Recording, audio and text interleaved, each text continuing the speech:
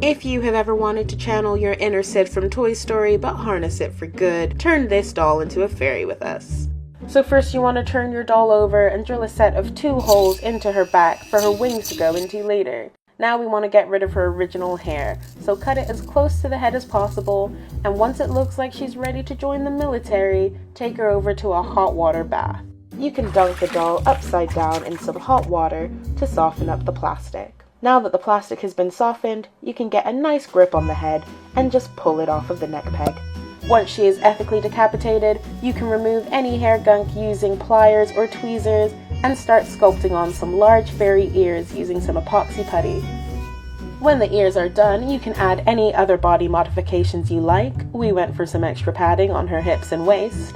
And once that is dry, you can sand it down with a sanding sponge, making sure to sand down the entire body to give you a nice even work surface and some grip for the paint to adhere to.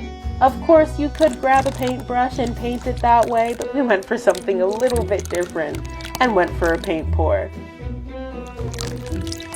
And once she was absolutely drowning in blue paint, we used a makeup sponge to evenly apply the paint across her body. It took a while, and you need more than 1 coat. But once she is all blue, you are ready to focus on her wings.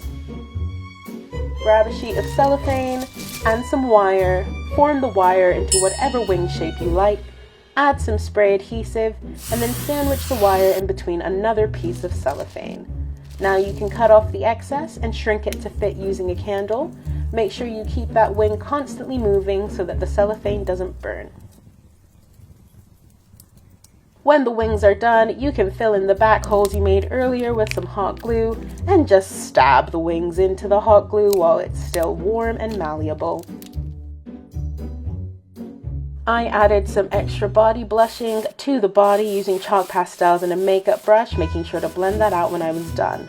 With the body done, you can turn your attention to the hair, and we used this reroot tool and some fake hair to give her a new head of hair. About 1,000,000 hours of hair punching later, you have a nice, fresh head of hair to style as you like. For the final touches, we added some makeup using more chalk pastels, watercolor pencils, and acrylic paint, and then our fairy was ready to go for a midnight flight. Now obviously we made a fairy, but you can use these techniques to make whatever kind of doll your heart desires.